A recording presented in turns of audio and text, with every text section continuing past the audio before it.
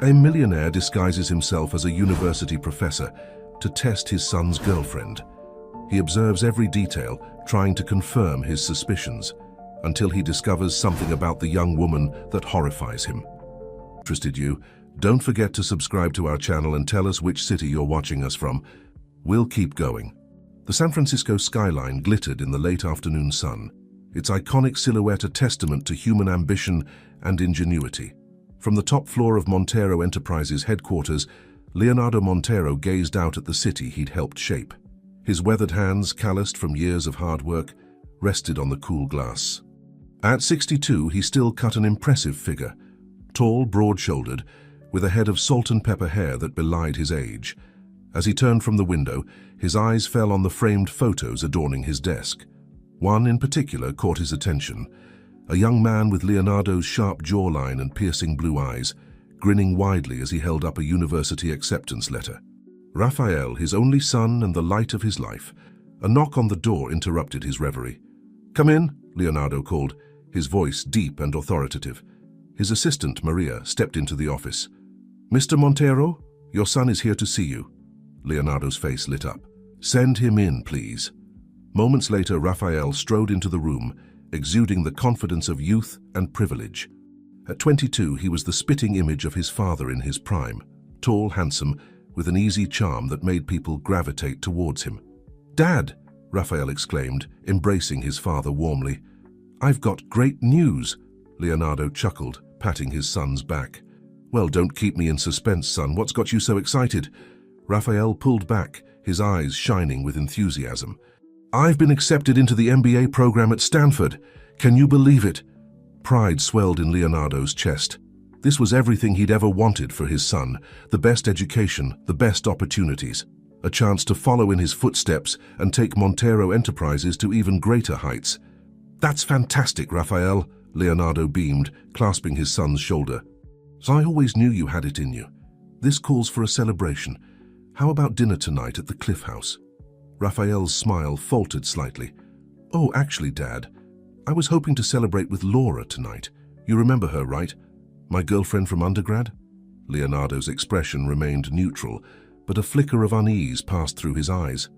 Of course, he remembered Laura. How could he forget? She'd been a constant presence in Raphael's life for the past 2 years.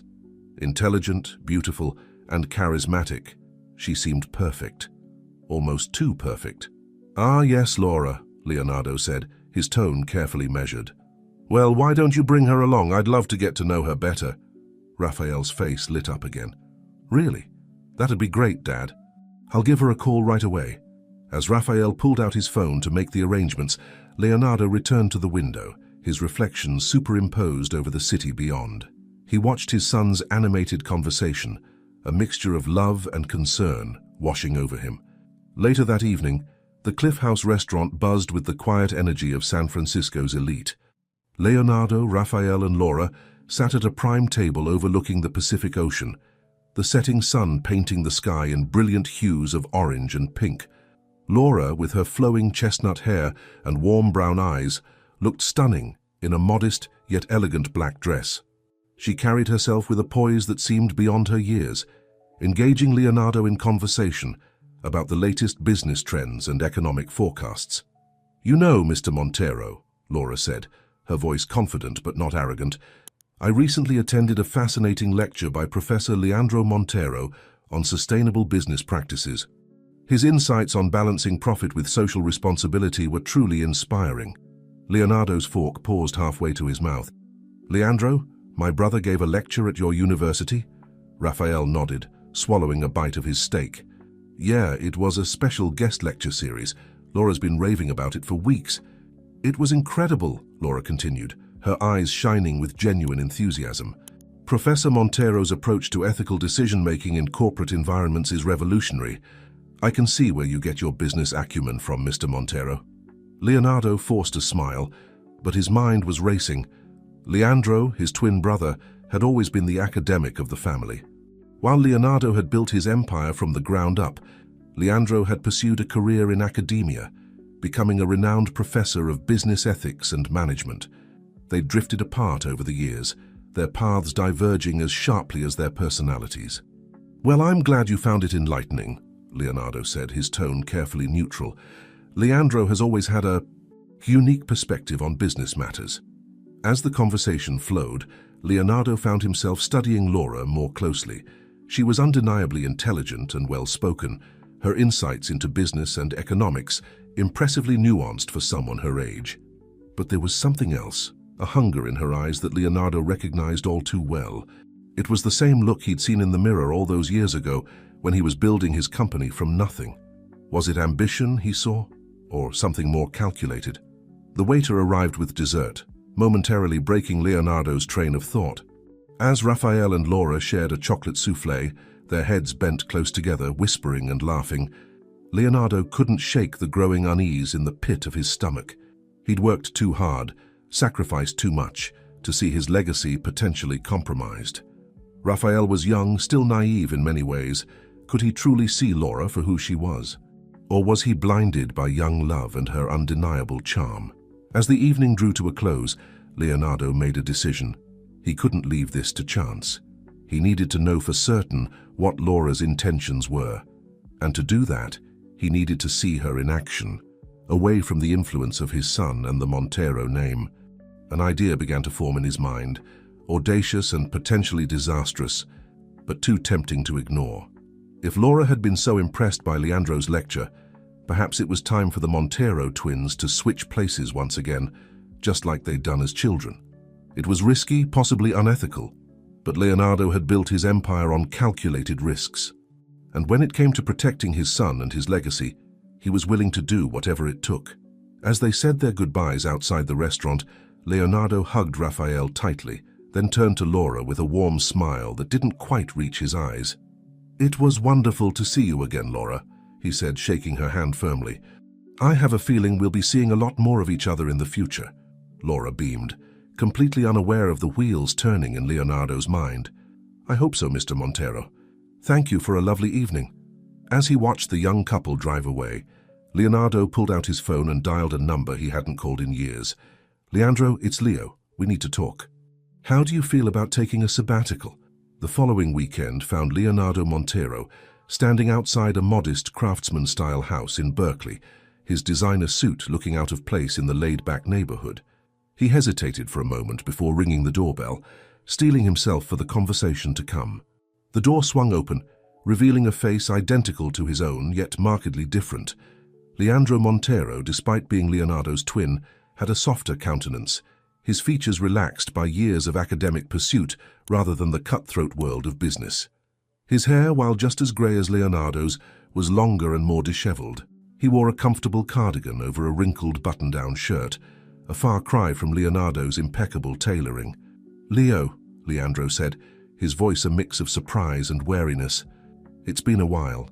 Leonardo nodded, suddenly feeling like a teenager again, standing on his brother's porch. "Thanks for agreeing to see me, Leandro. May I come in?" Leandro stepped aside, gesturing for Leonardo to enter. The interior of the house was cluttered but cozy, with floor-to-ceiling bookshelves lining every wall. Stacks of papers and open textbooks covered nearly every surface. "Sorry about the mess," Leandro said, clearing some papers from the couch. "I wasn't expecting company." Leonardo sat down, his posture rigid compared to Leandro's relaxed slouch in a nearby armchair. "I appreciate you making time for me on such short notice." Leandro raised an eyebrow. "Well, when my estranged twin brother calls out of the blue asking to meet, it tends to pique one's curiosity." "What's this about, Leo?" Leonardo leaned forward, his elbows on his knees. "I need a favor, Leandro, a big one." "Of course you do," Leandro sighed, running a hand through his unruly hair. "I never were one for social calls. What is it this time? Need me to bail out another one of your ethically questionable subsidiaries?" Leonardo bristled at the jab, but forced himself to remain calm. "It's about Raphael." At the mention of his nephew's name, Leandro's expression softened. Despite the brothers' estrangement, Leandro had always had a soft spot for Raphael. "Is he all right?" "He's fine," Leonardo assured him quickly. "More than fine, actually. He's just been accepted into Stanford's MBA program." A genuine smile spread across Leandro's face. "That's wonderful news. You must be proud." Leonardo nodded, a hint of a smile tugging at his lips. "I am. But There's a complication. Leandro's smile faded, replaced by a look of concern. What kind of complication? Leonardo took a deep breath, steeling himself. His girlfriend, Laura, I'm not sure about her intentions. Leandro's brow furrowed. What do you mean? She's brilliant, charming, seems perfect in every way, Leonardo explained, his voice tight. But I can't shake the feeling that she might be more interested in the Montero fortune than in Raphael himself. Leandro leaned back in his chair, studying his brother. And what evidence do you have of this? Leonardo shifted uncomfortably. It's just a feeling, call it intuition. Ah yes, Leandro said dryly, the famous Montero intuition. The same intuition that led you to acquire that oil company right before the market crashed. Leonardo's jaw clenched. That was different. This is about family. Leandro sighed, pinching the bridge of his nose. All right, Leo. What does any of this have to do with me? Leonardo leaned forward, his eyes intense. I need to observe Laura in an academic setting, away from the influence of the Montero name. I need to see how she acts when she thinks no one's watching. Realization dawned on Leandro's face, quickly followed by disbelief. No, absolutely not. You can't be serious. I am, Leonardo pressed on. You're scheduled to teach a summer course on business ethics, aren't you? I need you to take a sabbatical. Let me take your place. Leandro stood up abruptly, pacing the cluttered living room. Have you lost your mind? You want me to let you impersonate me? A respected professor? To spy on your son's girlfriend? Leonardo rose as well, his voice urgent. Just for the summer course, 6 weeks, that's all I'm asking. I'll compensate you generously, of course. Leandro whirled around, his eyes flashing with anger. This isn't about money, Leo. It's about ethics, something you've always struggled with. The word stung, but Leonardo pressed on. I know it's unorthodox. Unorthodox? Leandro interrupted, incredulous. It's insane, not to mention potentially illegal. Do you have any idea what would happen to my career if this got out? Leonardo held up his hands placatingly. It won't. I've thought this through. We're identical twins, Leandro. No one will know the difference. And it's just for 6 weeks. Leandro shook his head, collapsing back into his armchair. Even if I agreed to this madness, which I'm not saying I do, how do you expect to pull it off? You're a businessman, not an academic. You can't just walk into a classroom and start lecturing on business ethics. A sly smile spread across Leonardo's face. You'd be surprised what I can do when properly motivated. Besides, who do you think funded your education all those years ago? I've picked up a thing or two about business ethics along the way. Leandro studied his brother, a mix of emotions playing across his face. After a long moment, he spoke, his voice quiet. You really believe this girl is a threat to Raphael? Leonardo nodded solemnly. I wouldn't be here if I didn't. Leandro closed his eyes, rubbing his temples. When he opened them again, there was a resignation in his gaze. If, and I stress if, I were to agree to this insanity, what exactly would you hope to accomplish? Leonardo sat back down, leaning towards his brother. I need to see how Laura behaves in class, how she interacts with her peers, how she handles ethical dilemmas. I need to know if she's the person she presents herself to be. Leandro shook his head, a bitter laugh escaping him. And what if she is? What if you're wrong about her? Then I'll gladly admit my mistake and welcome her into the family with open arms, Leonardo said firmly. Leandro studied his brother for a long moment, searching for any sign of deception. Finally, he sighed heavily. I must be out of my mind, but all right, I'll do it. Leonardo's eyes widened in surprise. He hadn't actually expected Leandro to agree. You will? Leandro held up a warning finger. On 2 conditions. First, this stays between us. Raphael doesn't find out, and neither does anyone else.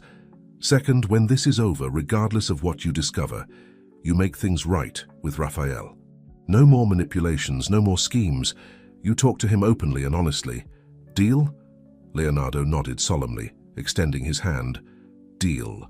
As the brothers shook hands, sealing their unlikely pact, neither could shake the feeling that they were setting in motion events that would change their lives forever. Outside, the sun was setting over the Berkeley hills, casting long shadows across the quiet street.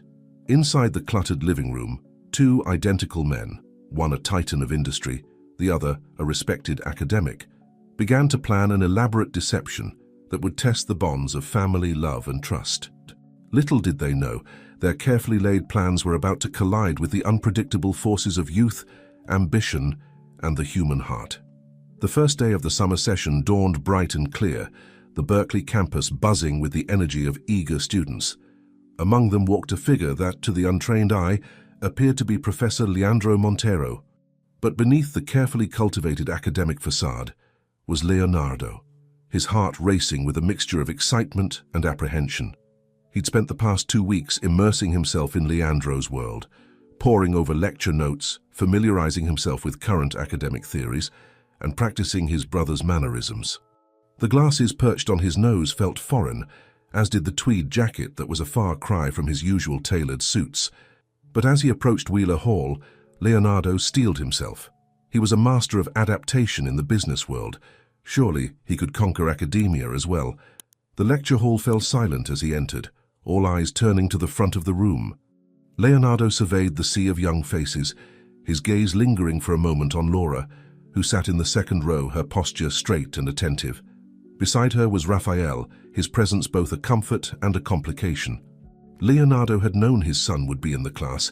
It was part of why he'd chosen this particular course, but seeing him there, unaware of the deception unfolding before him, sent a pang of guilt through Leonardo's chest. Pushing the feeling aside, Leonardo cleared his throat and began. "Good morning, class. Welcome to Business Ethics and Leadership in the Modern Era. I'm Professor Carlos Montero, and I'll be your guide through this complex and often contentious subject." The name change had been Leandro's idea, a small deception to make the larger one easier to swallow. As Leonardo launched into his carefully prepared lecture, he found himself slipping into the role with surprising ease. Years of board meetings and shareholder presentations had honed his public speaking skills, and soon he was engaging the class in a lively discussion about the ethical implications of corporate decision-making. Laura's hand shot up frequently, her insights sharp and well-articulated. Leonardo called on her, watching closely as she debated points with her classmates. There was a fire in her eyes, a passion that seemed genuine. But was it a passion for knowledge or for the opportunities that knowledge could bring? As the class progressed, Leonardo introduced a case study, one he was intimately familiar with, though the students didn't know it. It was the story of a company that had to choose between maintaining a profitable but environmentally damaging operation and investing in costly green technology at the risk of short-term losses. "What would you do in this situation?" he asked the class. "Remember, as leaders, your decisions affect not just the bottom line, but the lives of your employees, the community, and the environment." The discussion that followed was heated, with students passionately arguing both sides. Laura's contribution caught Leonardo's attention. "While the ethical choice might seem clear-cut, we have to consider the broader implications," she said, her voice clear and confident. "Yes, investing in green technology is the right thing to do long-term, but what about the workers who might lose their jobs if the company's profits plummet? Isn't there an ethical obligation to them as well? Perhaps a phased approach would be better, allowing the company to transition gradually while minimizing job losses." Leonardo nodded, impressed despite himself. "An excellent point, Ms. Alvarez," Laura supplied. "Laura Alvarez." "Ms. Alvarez," Leonardo repeated, filing away the information. He hadn't known her last name before. "You've highlighted one of the key challenges in ethical decision-making, balancing competing obligations. Can anyone build on Ms. Alvarez's point?" As the discussion continued, Leonardo found his gaze drawn repeatedly to Laura. She engaged respectfully with her peers, even those who disagreed with her, and seemed genuinely interested in the subject matter. It was a far cry from the gold digger he'd half expected to see. At the end of the class, as students filed out, Laura approached the podium, Raphael at her side. Leonardo felt a moment of panic.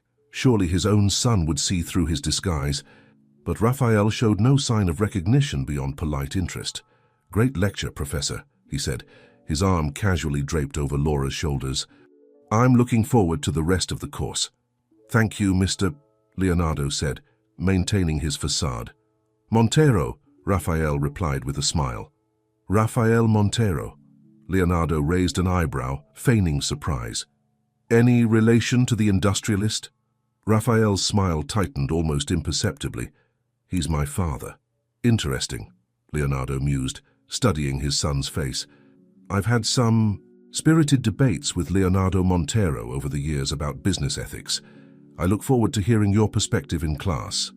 Laura squeezed Raphael's hand supportively before turning to Leonardo. Professor, I was wondering if you could recommend any additional readings on stakeholder theory. I found today's discussion fascinating and would love to delve deeper. Leonardo blinked, momentarily caught off guard by her earnest request. Of course, Ms. Alvarez. I'll compile a list and make it available to the whole class. It's always encouraging to see students so engaged with the material.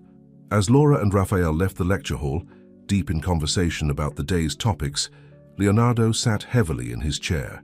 The class had gone well, better than he'd expected, if he was honest. But instead of confirming his suspicions about Laura, it had only complicated matters. She was intelligent, articulate, and seemed genuinely passionate about ethics and business, not at all the vapid gold digger he'd feared. And yet, there was still something that nagged at him, a hunger in her eyes that he recognized all too well. Leonardo packed up his materials, his mind racing. This was only the first day. He had 5 more weeks to uncover the truth about Laura Alvarez, and he was determined to do just that, no matter the cost. As he left Wheeler Hall, stepping into the warm California sunshine, Leonardo couldn't shake the feeling that he was walking a dangerous line. But it was too late to turn back now. The masquerade had begun, and he was committed to seeing it through to the end.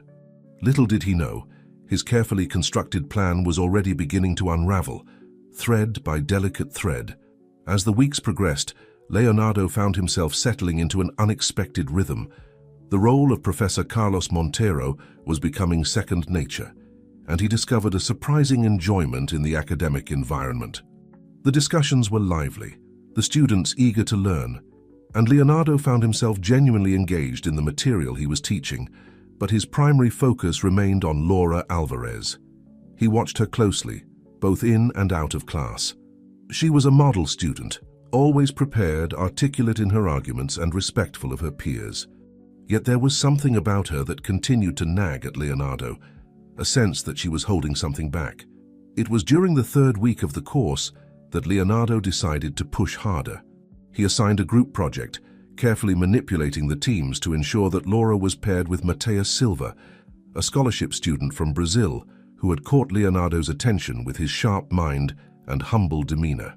As the class broke into their groups to discuss the project, Leonardo circulated the room, listening in on conversations. When he approached Laura and Mateus, he was struck by their easy rapport.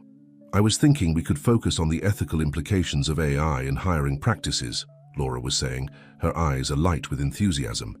It's a hot topic right now, and there are so many angles to explore. Mateus nodded, jotting down notes. That's a great idea. We could look at bias in algorithms, privacy concerns, the potential for discrimination. Exactly, Laura agreed. And we should consider the broader societal impacts too. What happens to human HR professionals if AI takes over? Is there an ethical way to balance efficiency with human judgment? Leonardo cleared his throat, making his presence known. An ambitious topic, he commented. How do you plan to address the potential benefits of AI in hiring? It's important to consider all sides of the issue. Laura and Mateus exchanged a glance before Laura spoke up. Of course, Professor. We were just getting started. We definitely want to present a balanced view. Good, Leonardo nodded. I'll be interested to see what you come up with. Don't forget to consider the perspective of the companies implementing these systems, not just the job seekers. As he walked away, Leonardo couldn't help but feel a twinge of admiration for Laura's quick thinking and Mateus's supportive demeanor. They made a good team, their strengths complementing each other well. Over the next few days, Leonardo observed Laura and Mateus working closely on their project. They spent hours in the library, heads bent together over laptops and stacks of books. Their dedication was impressive, but it also stirred an unexpected feeling in Leonardo: jealousy. He tried to rationalize it. He was here to protect Raphael, after all. If Laura was getting too close to Mateus, wasn't that a good thing? Proof that she wasn't as committed to Raphael as she claimed? But deep down, Leonardo knew he was grasping at straws. There was nothing inappropriate about Laura and Mateus's interactions. They were simply two dedicated students working hard on a challenging project. One evening, as Leonardo was leaving his office late, he overheard a conversation that made him pause. "Laura, you're pushing yourself too hard," Mateus's voice drifted from a nearby study room. "When was the last time you got a full night's sleep?" "I'm fine, Mateus," Laura replied, her voice tinged with exhaustion. "I just need to finish this section, then I can rest." "You said that 2 hours ago," Mateus countered gently. "Look, I know how much this means to you, but you can't keep burning the candle at both ends. Between this project, your other classes, and your 2 jobs, it's too much." Leonardo's eyebrows shot up. 2 jobs? He hadn't known about that. Laura sighed heavily. "I don't have a choice. The scholarship covers tuition but not living expenses, and I refuse to ask Raphael for help. I need to do this on my own." "I understand," Mateus said softly.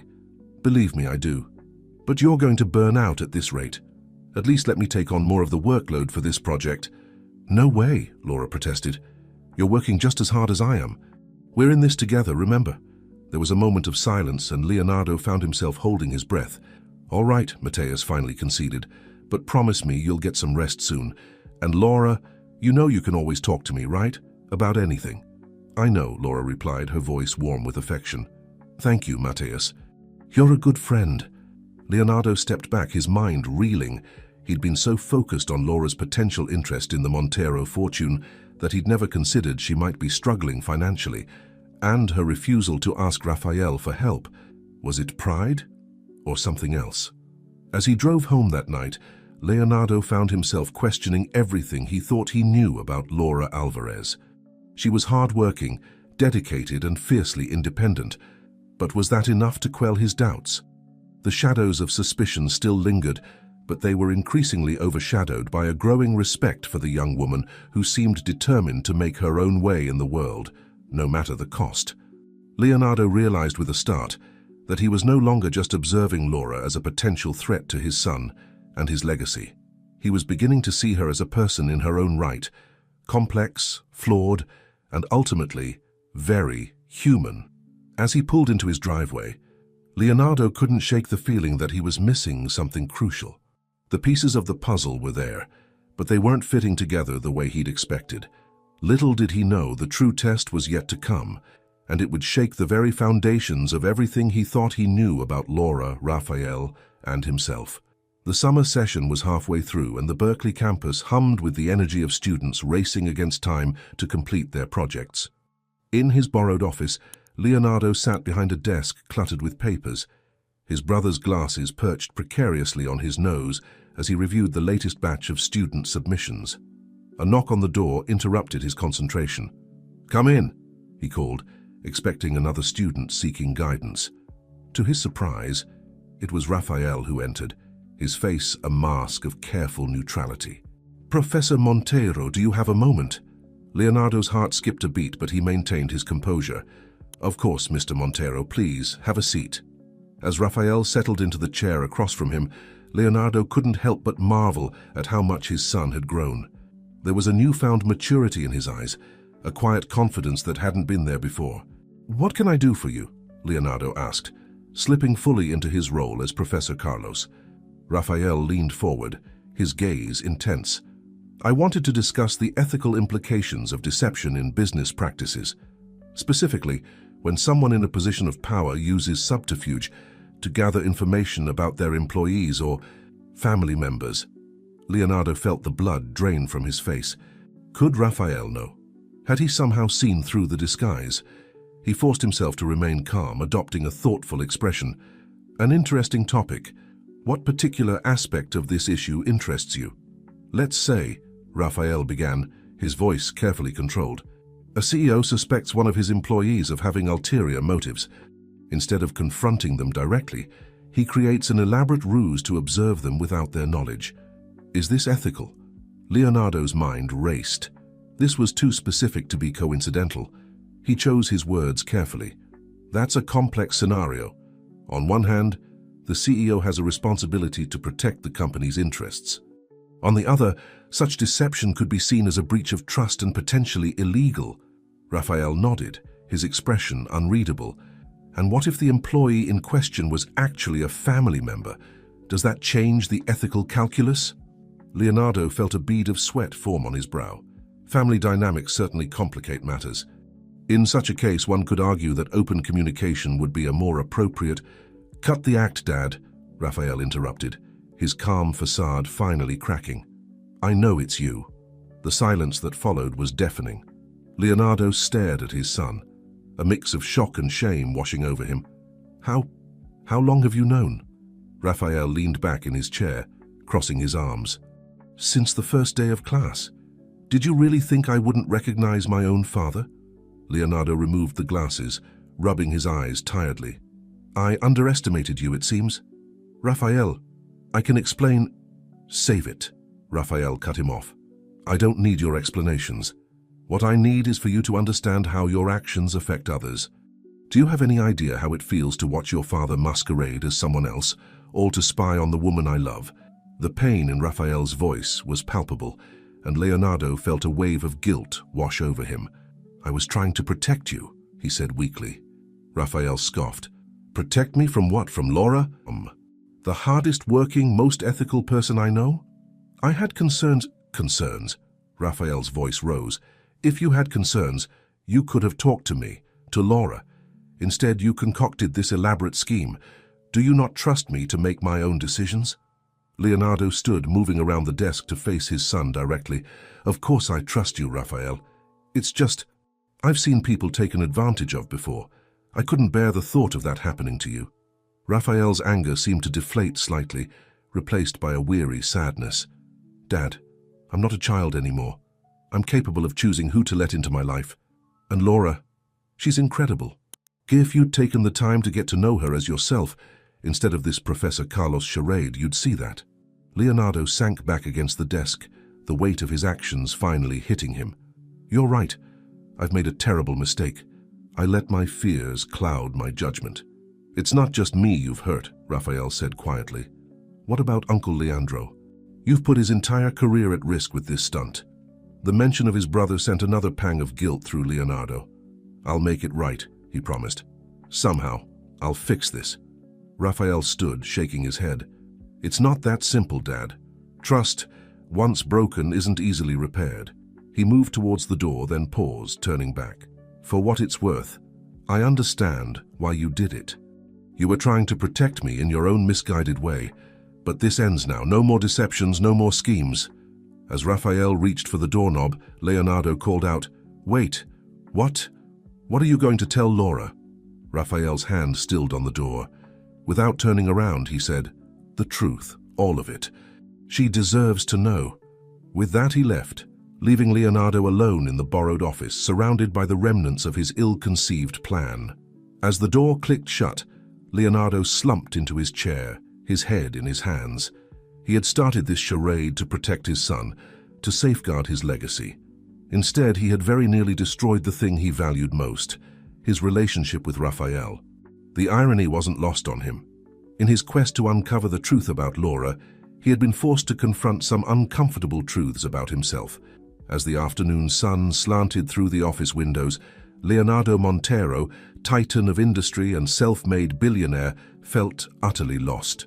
He had navigated countless business crises, but this, repairing the damage he had done to his family, would be his greatest challenge yet. And somewhere on campus, Raphael was preparing to tell Laura the truth. Leonardo could only imagine how she would react.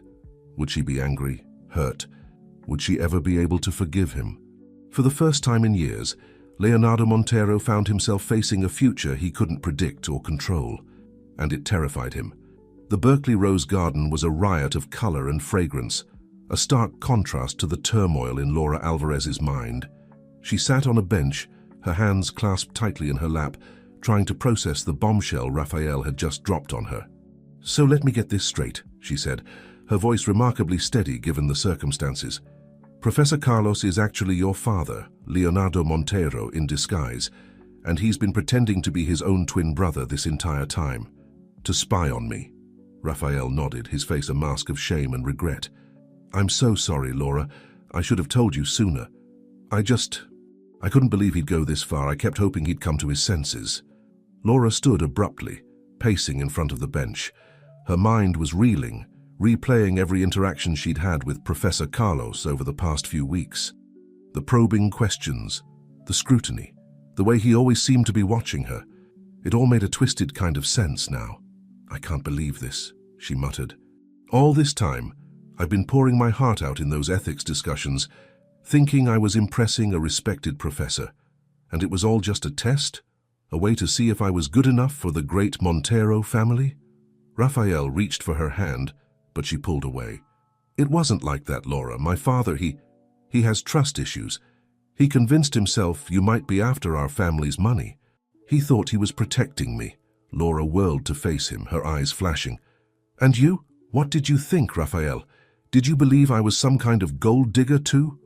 "Of course not," Raphael exclaimed, standing to face her. "I know you, Laura. I know your heart. That's why I went along with this ridiculous charade at first. I thought if my father got to know you, even under false pretenses, he'd see what I see." Laura's anger deflated slightly, replaced by a bone-deep weariness. "I've worked so hard, Raphael. 2 jobs, countless all-nighters, sacrificing everything to prove that I belong here. And all this time your father was just waiting for me to slip up, to reveal some hidden agenda." Raphael stepped closer, gently taking her hands in his. This time she didn't pull away. "I know, Laura, and I'm so sorry. What my father did was wrong, but please don't let his actions change how you see yourself. You belong here. You've earned your place fair and square." Laura looked up at him, tears shimmering in her eyes. "How can I face him now, Raphael? How can I sit in that classroom knowing that every word I say, every action I take, is being judged not by a professor, but by my boyfriend's father?" Raphael pulled her into a tight embrace. "You won't have to. This ends now. I've already told him to drop the act. No more deceptions, no more games." As they stood there, surrounded by the sweet scent of roses, a figure appeared on the path. Leonardo Montero, still dressed in his professor's attire, but with his own bearing and demeanor, approached slowly. Laura stiffened in Raphael's arms. "What is he doing here?" Raphael turned, keeping one arm protectively around Laura. "Dad? What are you doing?" Leonardo stopped a few feet away, his face a mixture of shame and determination. "I came to apologize," he said, his voice rougher than usual. "To both of you." Laura stepped forward, her chin held high despite the tear tracks on her cheeks. "With all due respect, Mr. Montero, I'm not sure I'm ready to hear your apology." Leonardo nodded, accepting her words. "I understand. And I don't expect forgiveness, Ms. Alvarez, but I owe you an explanation and a promise." He took a deep breath, visibly steeling himself. "I've spent my life building an empire, protecting it from those who would take advantage. Somewhere along the way, I lost sight of what truly matters. I convinced myself that my actions were justified, that I was protecting my son and my legacy. But in reality, I was only protecting my own fears and insecurities." Laura and Raphael exchanged a glance but remained silent, allowing Leonardo to continue. "What I've seen over these past weeks, it's opened my eyes. Ms. Alvarez, you are not at all what I feared. You're intelligent, hardworking, and possess an ethical compass that, quite frankly, puts mine to shame. I came here to test you, but in the end it was I who failed the test." Leonardo's voice cracked slightly, and for the first time Laura saw vulnerability in the titan of industry. "I promise you both, here and now, that I will make this right. I'll face the consequences of my actions, whatever they may be, and I'll spend however long it takes rebuilding the trust I've broken." The garden fell silent save for the gentle rustle of leaves in the breeze. Laura felt Raphael squeeze her hand supportively, but her eyes remained fixed on Leonardo. Finally she spoke. "Mr. Montero, I won't pretend that what you did doesn't hurt. It does. You violated my trust, my privacy, and my right to be judged on my own merits, but—" She paused, taking a deep breath. "But I also believe in second chances. It's what this whole course was supposed to be about, wasn't it? Ethics, redemption, making the right choice even when it's difficult." Leonardo nodded, a glimmer of hope in his eyes. "So here's what's going to happen," Laura continued, her voice gaining strength. "You're going to come clean to the university. You're going to make sure your brother's reputation isn't damaged by your actions. And then you're going to sit down with me as yourself this time, and we're going to have a long, honest conversation about trust, respect, and family." Raphael looked at Laura in awe, while Leonardo seemed to stand a little straighter, nodding solemnly. "I give you my word, Ms. Alvarez. I'll do all of that and more." As the three of them stood there in the Berkeley Rose Garden, surrounded by the beauty of nature, a fragile new understanding began to take root. The road ahead would not be easy, but for the first time, there was hope that something stronger, more genuine, could grow from the ashes of deception. Leonardo Montero had come to Berkeley to unmask what he thought was a threat to his family. Instead, he found himself stripped of his own masks, forced to confront the man he had become and the man he wanted to be. As they left the garden together, the sweet scent of roses lingering in the air, all three knew that this was not an ending, but a beginning. A chance to rebuild, to understand, and perhaps to forge a bond stronger than any of them had dared to hope for. The afternoon sun cast long shadows across the Berkeley campus as Leonardo Montero stood before the dean of the business school, his posture rigid with tension.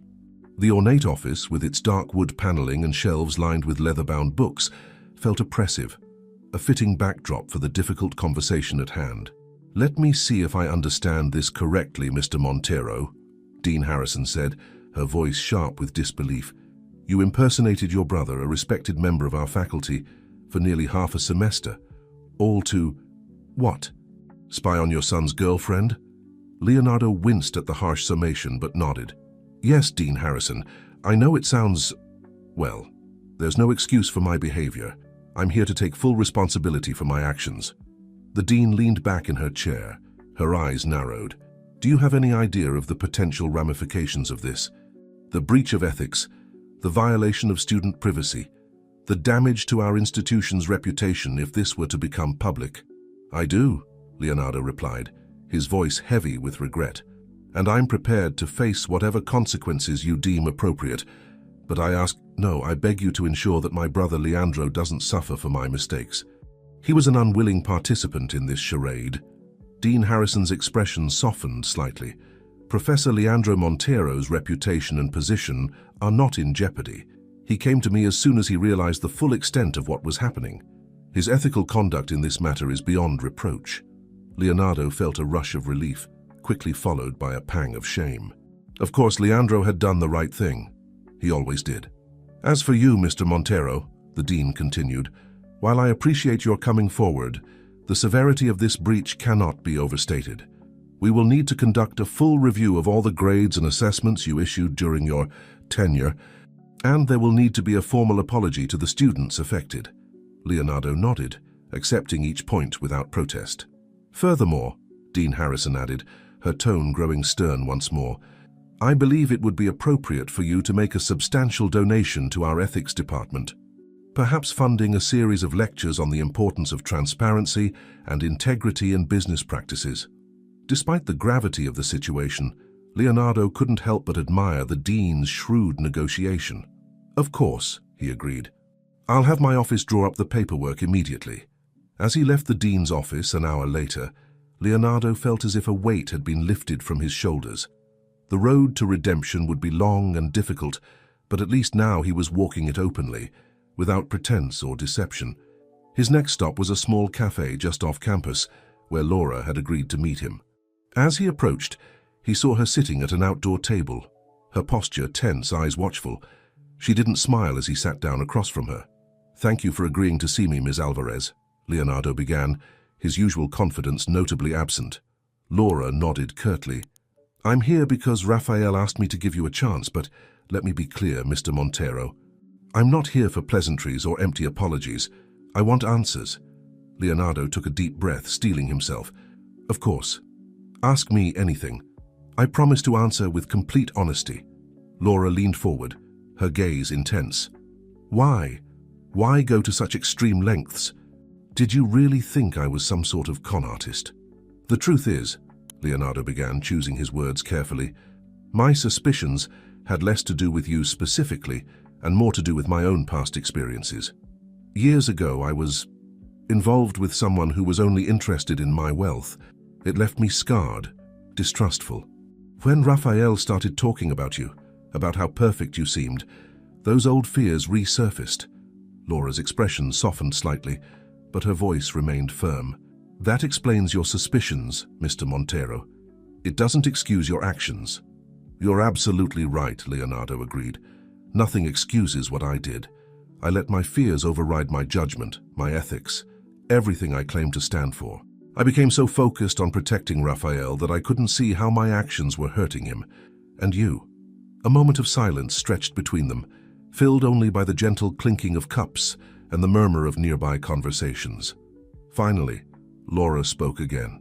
You know, the irony in all this is that if you had just talked to me, to us, openly, you would have learned everything you wanted to know about my background, my goals, my feelings for Raphael. Leonardo nodded, a rueful smile tugging at his lips. I'm beginning to realize that open communication might have saved us all a lot of trouble. It's not too late to start, Laura said, her tone softening further. So, Mr. Montero, why don't we begin again? Ask me what you want to know. No disguises, no games. Just two people talking. And so, as the afternoon faded into evening, Leonardo Montero and Laura Alvarez began to truly know each other. They talked of Laura's childhood in a working-class neighborhood, of her determination to succeed against the odds, of her dreams for the future. Leonardo shared stories of his own humble beginnings, the struggles he faced building his empire, and the fears that still haunted him despite his success. As their conversation drew to a close, Leonardo felt a newfound respect for the young woman sitting across from him. Her strength, her integrity, her unwavering commitment to her goals, these were qualities he had once prided himself on, qualities he hoped to reclaim. Ms. Alvarez, Laura, he said as they stood to leave, I want you to know that I see now how wrong I was, not just in my actions, but in my assumptions. You are an extraordinary young woman, and Raphael is lucky to have you in his life. Laura smiled, a genuine warmth in her eyes for the first time. Thank you, Mr. Montero. I appreciate that. And I hope that moving forward, we can build a relationship based on mutual respect and trust. As they parted ways, Leonardo felt a glimmer of hope. The damage he had done was far from repaired, but this conversation was a start, a foundation upon which perhaps a stronger, more genuine connection could be built. Little did he know, the true test of this newfound understanding was yet to come. For as the sun set over Berkeley, casting the sky in hues of orange and pink, events were unfolding that would challenge everything Leonardo thought he knew about family, loyalty, and the true nature of ethical behavior. The following week brought a flurry of activity to the Berkeley campus. News of Leonardo Montero's deception had spread like wildfire, despite the administration's best efforts to contain it. Students whispered in hallways, professors huddled in concerned groups, and the air buzzed with a mixture of shock, outrage, and morbid fascination. In the eye of this storm stood Laura Alvarez, her head held high despite the curious glances and not-so-subtle pointing. She had just finished her last class of the day and was heading towards the library when a familiar voice called out to her. "Laura, wait up!" She turned to see Mateus jogging towards her, his face etched with concern. "Hey!" she greeted him with a tired smile. "What's up?" Mateus fell into step beside her, his voice low. "I just heard about what happened. The whole Professor Carlos thing. Are you okay?" Laura sighed, running a hand through her hair. "I'm managing. It's been a lot to process. I can't even imagine." Mateus shook his head in disbelief. "I mean, we spent weeks working on that project together, pouring our hearts out in those ethics discussions, and the whole time it was, I don't even know what to call it." "A violation of trust," Laura supplied, her tone sharp. "A gross overstepping of boundaries. Take your pick." They walked in silence for a moment, the weight of the situation hanging heavy between them. Finally, Mateus spoke again, his voice hesitant. "Laura, there's something I need to tell you. Something I probably should have said a long time ago." Laura stopped, turning to face him fully. "What is it, Mateus?" He took a deep breath, his eyes meeting hers with a mixture of guilt and determination. I had feelings for you. Romantic feelings. For a long time, actually." Laura's eyes widened in surprise. "Mateus, He held up a hand, cutting her off gently. "Please let me finish. I had these feelings, and there were times when I thought about acting on them. But I saw how happy you were with Raphael, how good you were together, so I decided to be the best friend I could be instead." Laura stood there, stunned. Of all the revelations she'd faced in the past week, this one blindsided her completely. Mateus continued, his voice growing stronger. I'm telling you this now because I want you to understand something. Mr. Montero wasn't entirely wrong to be concerned about people's intentions towards you and Rafael. There are always those who might try to take advantage, but he was wrong about you, Laura, and he was wrong about how to handle his concerns. Laura felt tears prickling at the corners of her eyes. Mateus, I had no idea. I'm so sorry if I ever... No, Mateus interrupted, a small smile on his face. You have nothing to apologize for. You were always honest, always true to yourself and to Rafael. That's why I'm here now, offering my support, because I've seen firsthand the kind of person you are, Laura, and I think it's time everyone else saw it too. Laura blinked, confused. What do you mean? Mateus's smile widened. I mean, I have an idea. A way to turn this whole mess into something positive, but I'm going to need your help. And Rafael, and believe it or not, Mr. Montero's too. As Mateus outlined his plan, Laura felt a spark of excitement ignite within her. It was bold, potentially risky, but if it worked... Are you sure about this? She asked when he finished explaining. It's a lot to take on, especially with finals coming up. Mateus nodded, his eyes shining with determination. I'm sure. This is bigger than grades or academic recognition. This is about standing up for what's right, about turning a negative experience into a force for positive change. Isn't that what we've been learning about all semester? Laura felt a rush of affection for her friend. Despite his personal feelings, despite the potential for awkwardness or hurt, here he was, standing by her side, ready to fight not just for her, but for something greater. Okay, she said, a genuine smile spreading across her face for the first time in days. Let's do it, but first we need to talk to Rafael and Mr. Montero. This only works if everyone's on board. As they set off across campus, a new energy in their steps, Laura couldn't help but marvel at the unexpected turns life could take. A week ago, she had felt betrayed, angry, unsure of her place in the world. Now, she was embarking on a project that could potentially change the face of business ethics education at Berkeley and beyond. The sun was setting as they reached Rafael's apartment, casting a warm glow over the campus. As Laura knocked on the door, Mateus by her side, she felt a surge of hope. Whatever challenges lay ahead, she knew she wasn't facing them alone. Little did Laura and Mateus know their conversation had not gone unnoticed. In the shadows of a nearby building, a figure had been watching, listening. As the two friends disappeared into Rafael's apartment, the observer pulled out a phone, fingers flying over the keys. The message was brief. It's happening. They're making their move. What are your orders?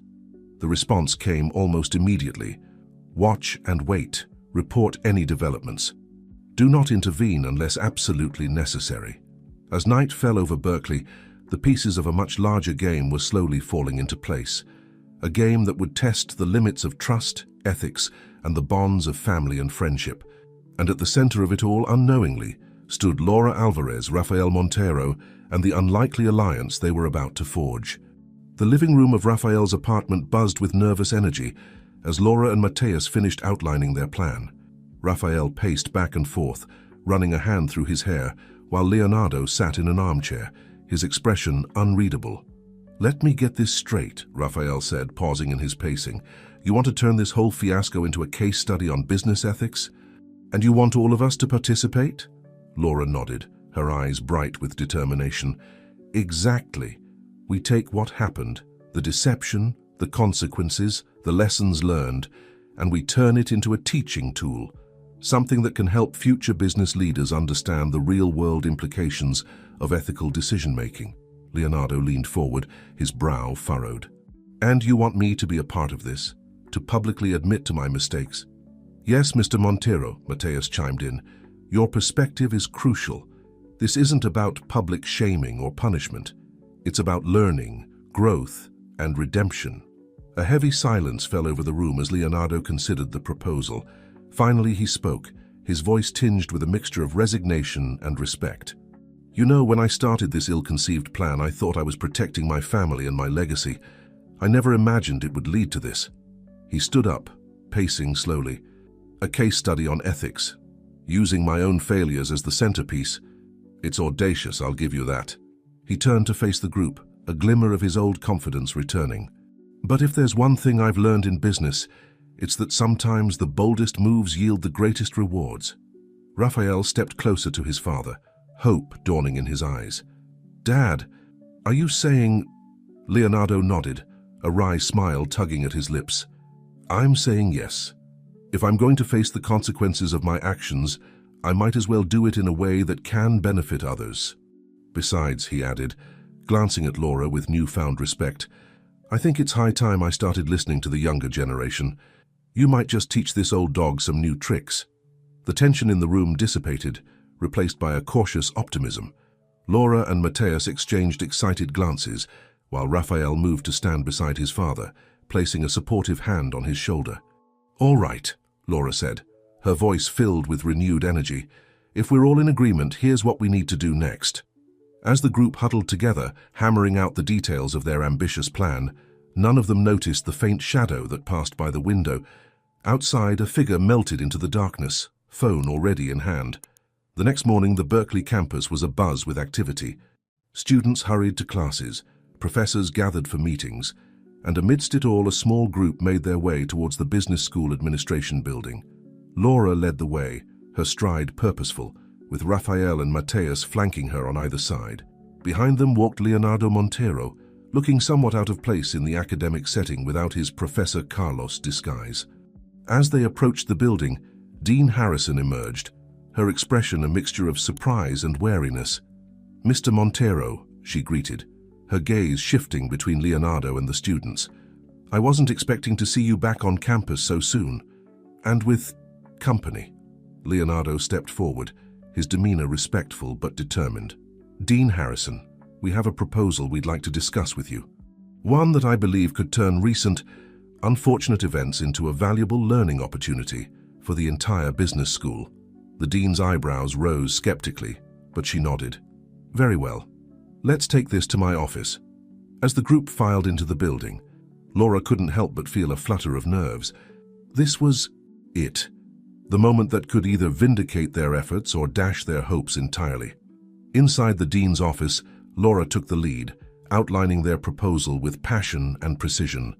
She explained how they wanted to develop a comprehensive case study based on recent events, exploring the ethical implications, the decision-making processes, and the far-reaching consequences of actions taken in the business world. We believe this could be an invaluable teaching tool, Laura concluded.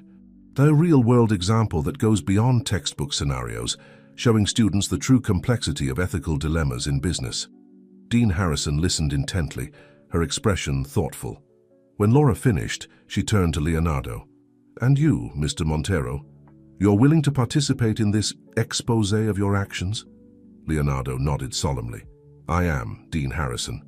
I've come to realize that true leadership means owning up to one's mistakes and using them as opportunities for growth, not just for oneself, but for others as well. The dean leaned back in her chair, considering. The silence stretched on, tension building in the room. Finally, she spoke. It's an ambitious proposal, I'll give you that. And not without risk. She paused, her gaze sweeping over the group. But then again, the greatest advancements in education often come from taking calculated risks. Laura felt her heart leap as a smile spread across the dean's face. All right, Dean Harrison said, sitting up straighter. You have my provisional approval, but I want to be involved every step of the way. We'll need to establish clear guidelines, ensure all parties are protected, and make sure this case study meets the highest academic standards. The room erupted in relieved smiles and excited murmurs.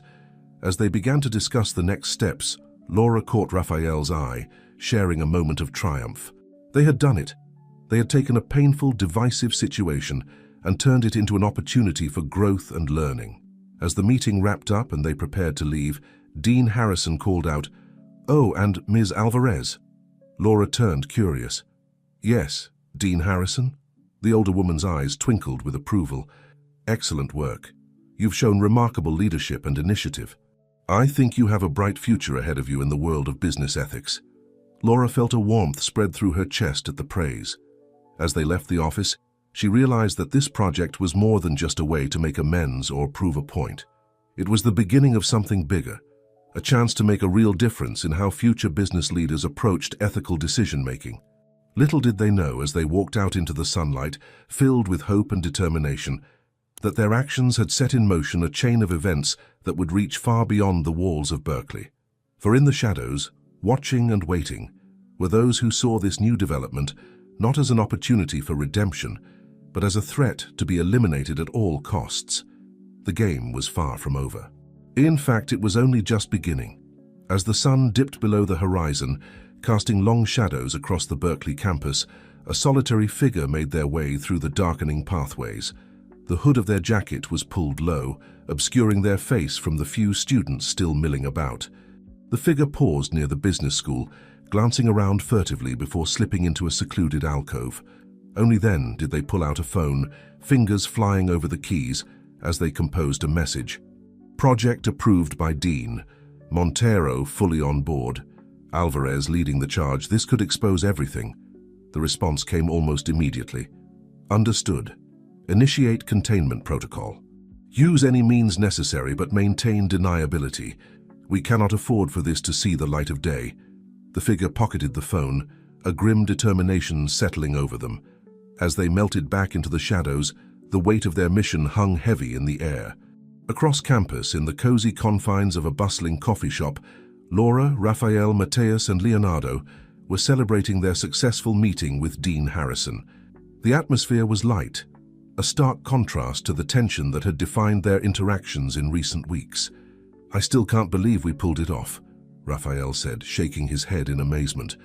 "Laura, that presentation was incredible. You had the Dean eating out of your hand." Laura blushed slightly at the praise. "It was a team effort. We all played our part." Leonardo nodded, raising his coffee cup in a mock toast. "Indeed, and I must say, I'm impressed with how you've handled this situation, Ms. Alvarez. You've shown remarkable grace under pressure." As the group continued to chat and plan their next steps, none of them noticed the barista behind the counter, her eyes darting frequently in their direction as she pretended to wipe down the already spotless countertop. The next morning, Laura arrived at her first class to find a flurry of whispers and pointed looks. As she made her way to her seat, she caught snippets of conversation that made her blood run cold. "Did you hear? She's the one..."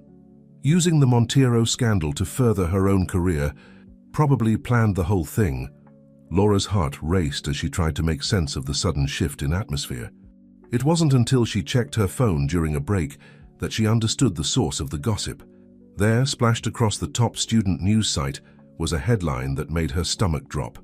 "Ethical breach or calculated move.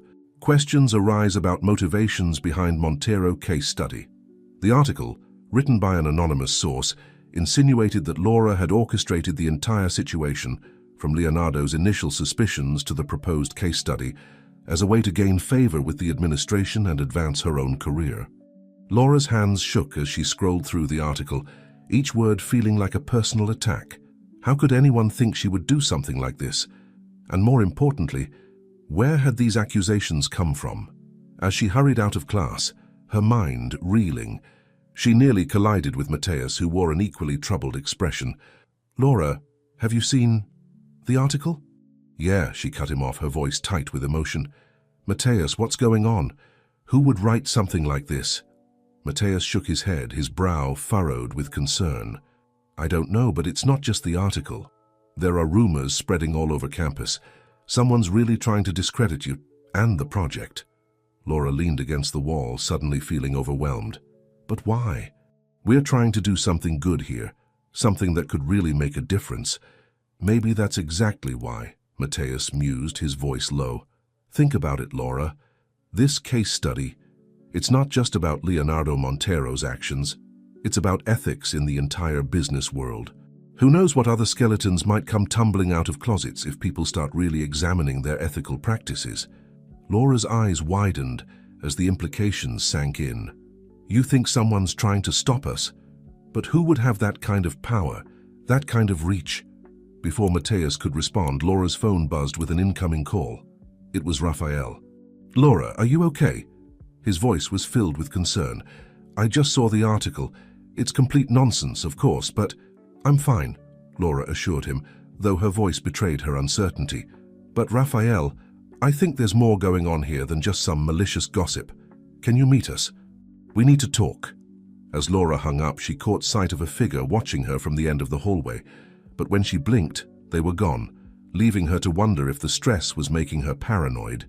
Little did she know, the figure was very real, and their presence marked the beginning of a dangerous game of cat and mouse. For as Laura and her friends worked to bring truth and transparency to the world of business ethics, there were those who would stop at nothing to keep their secrets buried. The shadows were closing in, whispers turning to threats, and Laura found herself at the center of a storm she never saw coming. But as she squared her shoulders and set off to meet Raphael, there was a fire in her eyes that spoke of determination. She had faced doubts and overcome them before. She would do so again. For Laura Alvarez, this was no longer just about clearing her name or even about the case study. This was about standing up for what was right, no matter the cost. And she was ready for whatever challenges lay ahead. As she walked across campus, the late afternoon sun casting long shadows, Laura couldn't shake the feeling that she was being watched. But instead of fear, she felt a surge of resolve. Whatever forces were aligning against them, she knew one thing for certain: the truth would come to light. It had to.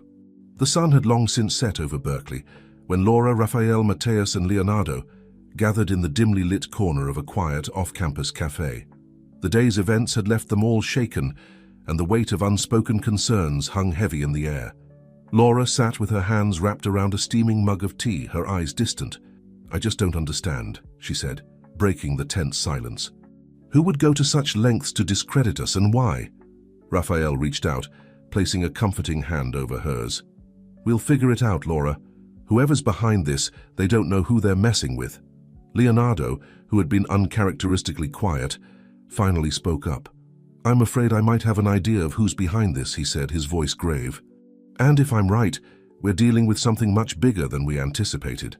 All eyes turned to him, a mixture of curiosity and apprehension on their faces.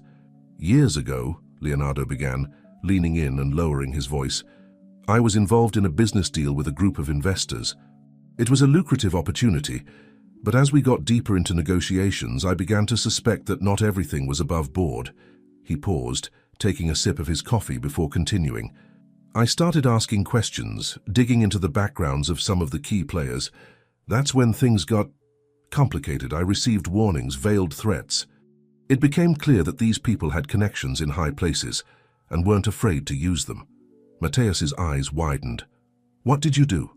"I walked away from the deal," Leonardo replied, a hint of regret in his voice. "I told myself it was the smart move, that I was protecting my family and my company. But the truth is, I was afraid. I chose self-preservation over doing what I knew was right." Laura leaned forward, her brow furrowed. "But what does this have to do with our situation now?" Leonardo's gaze met hers, his expression solemn.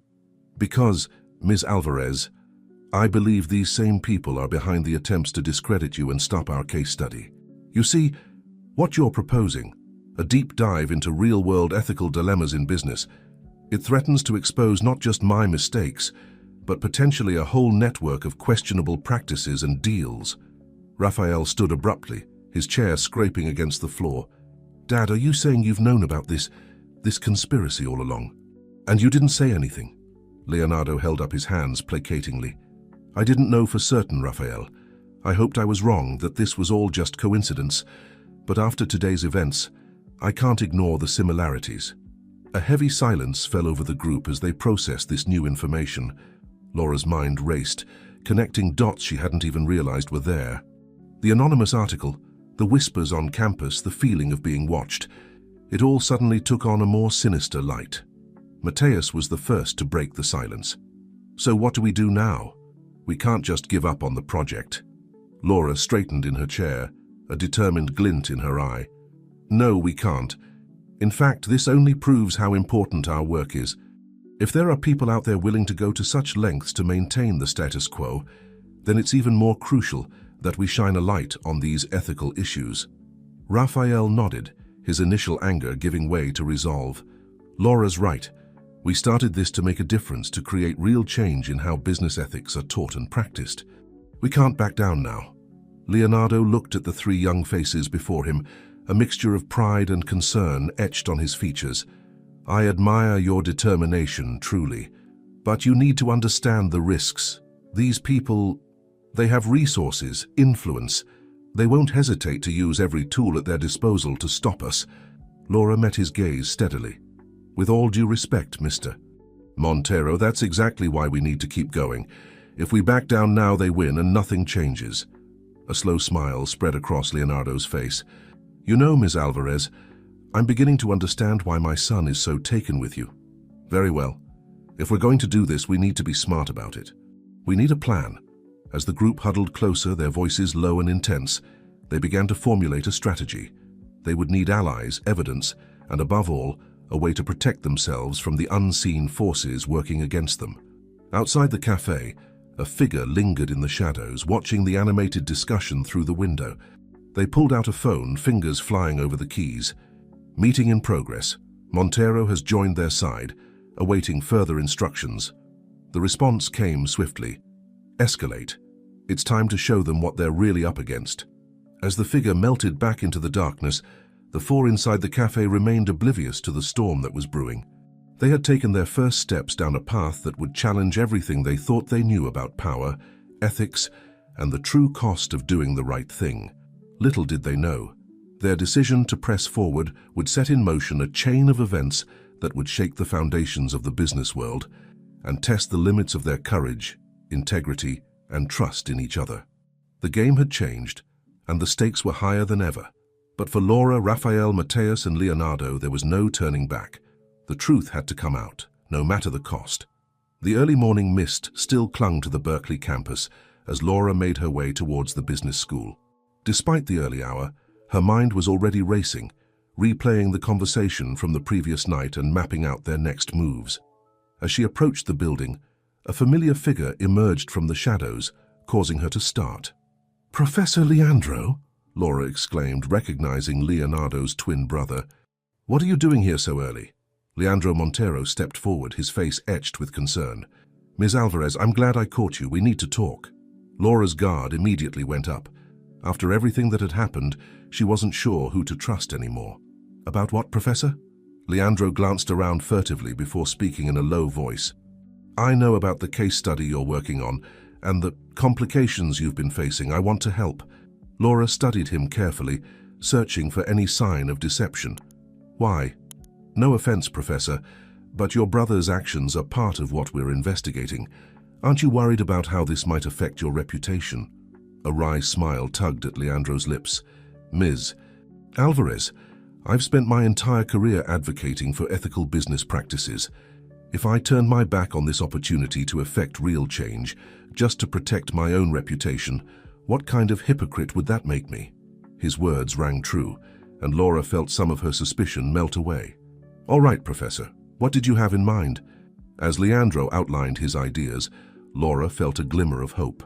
With his insider knowledge of both academia and the business world, Leandro could be a powerful ally in their quest for truth. Their conversation was interrupted by the buzz of Laura's phone. It was a text from Mateus. "Emergency meeting, Dean's office, now." Laura's heart raced as she showed the message to Leandro. Without a word, they both hurried towards the administration building. When they arrived, they found Rafael and Mateus already waiting outside the Dean's office, their faces grim. "What's going on?" Laura asked, breathless from their quick pace. Before either could answer, the door opened and Dean Harrison emerged, her expression unreadable. "Ah, Ms. Alvarez, Professor Montero, good, you're here. Please, all of you, come in." As they filed into the office, Laura's eyes widened in surprise. Leonardo was already there, along with two people she didn't recognize, a stern-looking woman in a crisp suit and a younger man who seemed vaguely familiar. Dean Harrison closed the door behind them, her voice solemn as she made introductions. "Everyone, this is Ms. Victoria Hawthorne from the University Board of Regents and Mr. Jason Chen, a representative from the Ethics Committee of the National Business Association." Laura's mind reeled. The Board of Regents? The National Business Association? This was bigger than she had imagined. Ms. Hawthorne spoke first, her voice sharp. "We've called this meeting to address the situation surrounding your proposed case study. It has come to our attention that this project may be causing significant disruption to the academic environment." Mr. Chen nodded in agreement. Moreover, there are concerns about the potential impact on the reputations of both the university and several prominent business figures. Laura felt her heart sink. This was it. They were going to shut down the project before it even really began. But then, to everyone's surprise, Leonardo stepped forward. "If I may," he said, his voice steady, "I believe I can shed some light on why this project is not just important, but necessary." All eyes turned to him as he recounted the story he had shared with Laura and the others the night before, the shady deal he had walked away from, the veiled threats, the network of questionable practices that extended far beyond any one company or individual. As he spoke, Laura watched the faces of those around her. Dean Harrison looked shocked, Ms. Hawthorne skeptical, and Mr. Chen, was that a flicker of recognition in his eyes? When Leonardo finished, silence hung heavy in the room. It was Leandro who broke it, stepping forward to stand beside his brother. "I can vouch for the veracity of my brother's story," he said. "And I can attest to the integrity and importance of the work these students are doing." Dean Harrison turned to Laura, her expression thoughtful. "Ms. Alvarez, in light of this new information, what do you propose?" Laura took a deep breath, feeling the weight of the moment. "I propose that we move forward with the case study, but with expanded scope. This isn't just about one incident or one company anymore. It's about shining a light on systemic issues in business ethics, education, and practice." She turned to Ms. Hawthorne and Mr. Chen. "I understand your concerns about reputation and disruption, but isn't the purpose of education to challenge us, to make us uncomfortable sometimes? If we shy away from difficult truths, how can we ever hope to create real change?" The room fell silent again as her words sank in. Laura held her breath, acutely aware that everything they had worked for hung in the balance. Finally, Ms. Hawthorne spoke. "You make a compelling argument, Ms. Alvarez, but this project will need oversight, structure. It can't be allowed to devolve into a witch hunt or a sensationalized exposé." Mr. Chen nodded in agreement. "If we do this, it needs to be done right, with proper safeguards and peer review."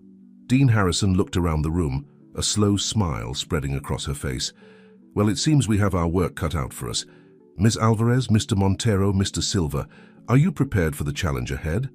"This won't be easy." Laura exchanged glances with Raphael and Mateus, seeing her own determination mirrored in their eyes. "We are ready," she said firmly. As the meeting adjourned and people began to file out, Laura couldn't shake the feeling that this was just the beginning. They had won this battle, but the war was far from over. Outside the office, she overheard a snippet of conversation between Mr. Chen and Ms. Hawthorne. "Need to inform the others," Chen was saying in a low voice. "This could change everything." Hawthorne's response was too quiet to make out, but the serious look on her face sent a chill down Laura's spine. As she walked out into the sunlight, Laura's mind raced with questions. Who were the others? What exactly could change everything? And most importantly, now that they had official backing for their project, what forces might align against them? One thing was certain: the path ahead was fraught with challenges and unknown dangers. But as Laura looked at the determined faces of her friends and newfound allies, she felt a surge of hope. Whatever came next, they would face it together. The real work was just beginning, and Laura Alvarez was ready to change the world of business ethics, one hard truth at a time. The following weeks saw a flurry of activity as Laura, Raphael, and Mateus dove headfirst into their expanded case study. The business school buzzed with a newfound energy, as students and faculty alike became caught up in the project's momentum. Laura found herself at the center of it all, coordinating interviews, analyzing data, and piecing together a complex web of connections that stretched far beyond the walls of Berkeley. Late one evening, as she pored over a stack of financial reports in the library, she felt a presence behind her. "Burning the midnight oil, Ms. Alvarez?" Laura turned to find Jason Chen, the representative from the National Business Association, standing there with an enigmatic smile. "Mr. Chen," she greeted, trying to mask her surprise. "I didn't realize you were still on campus." He shrugged, pulling up a chair. "I've been assigned to oversee the project. Thought I'd check in on your progress." As they discussed the case study, Laura couldn't shake a nagging feeling that there was more to Chen's interest than mere oversight. His questions were probing, his knowledge of certain business dealings surprisingly detailed. "You know," Chen said casually as he stood to leave, "you might want to look into the Meridian Group. They have..."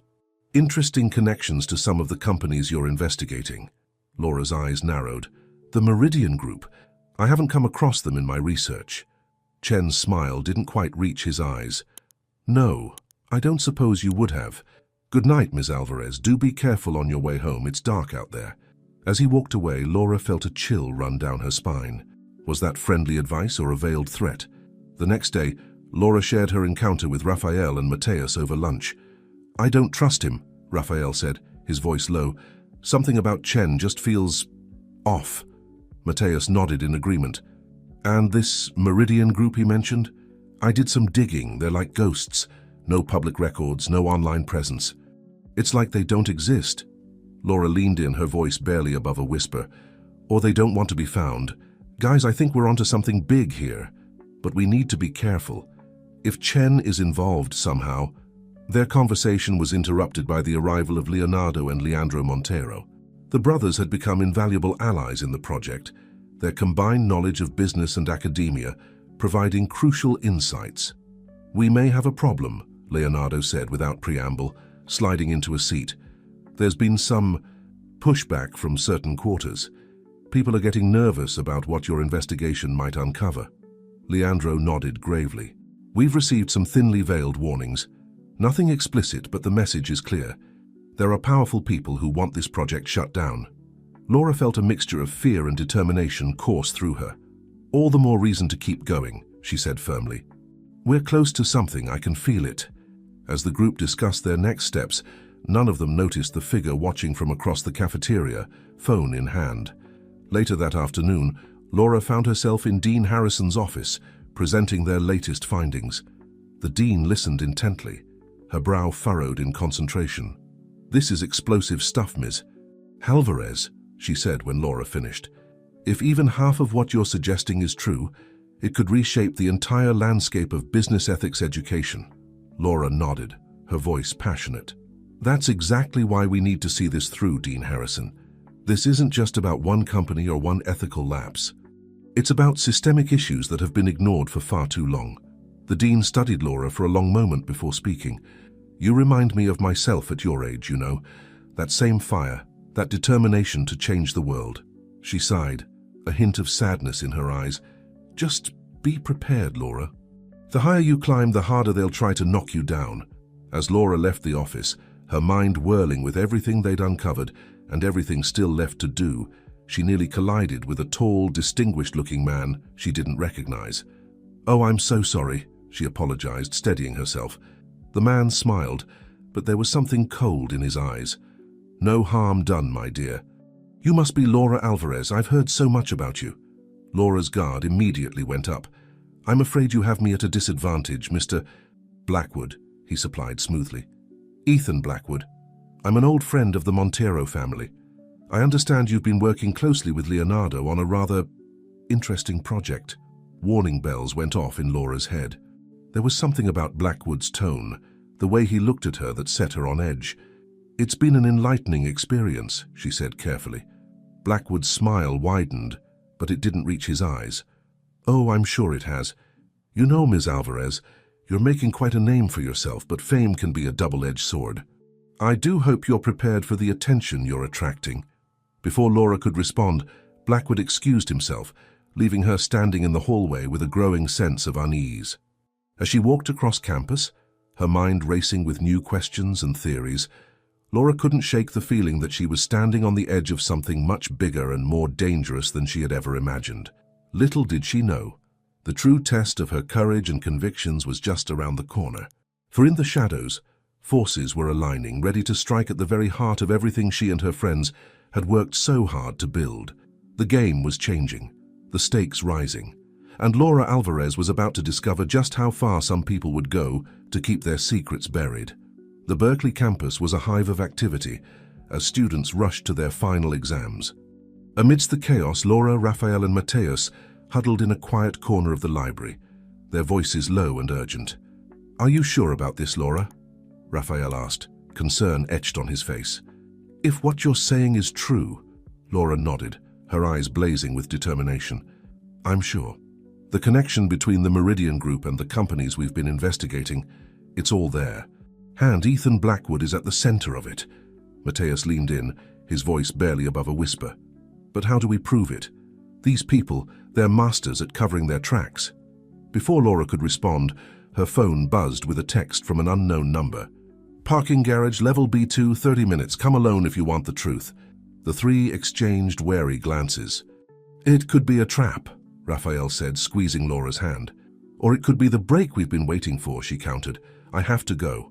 Despite their protests, Laura made her way to the parking garage, her heart pounding with each step. As she reached level B2, a figure emerged from the shadows. Jason Chen, Laura gasped, recognizing the man from the ethics committee. Chen's face was grim. Ms. Alvarez, listen carefully. We don't have much time. What you've uncovered, it goes deeper than you can imagine. The Meridian Group is just the tip of the iceberg. He handed her a flash drive. Everything you need is on here. Financial records, emails, proof of a network of corruption that reaches the highest levels of business and government. Laura's mind reeled. But why are you helping us? You thought I was one of them. Chen smiled sadly. I was once, but I can't be part of it anymore. What they're doing, it's destroying lives, Ms. Alvarez. Someone has to stop them. Suddenly, the screech of tires echoed through the garage. Chen's eyes widened in fear. They found us. You need to go now. Get that information to someone you trust. And Laura, you be careful. They'll stop at nothing to keep this quiet. As Laura sprinted towards the exit, she heard shouts and the sound of running feet behind her.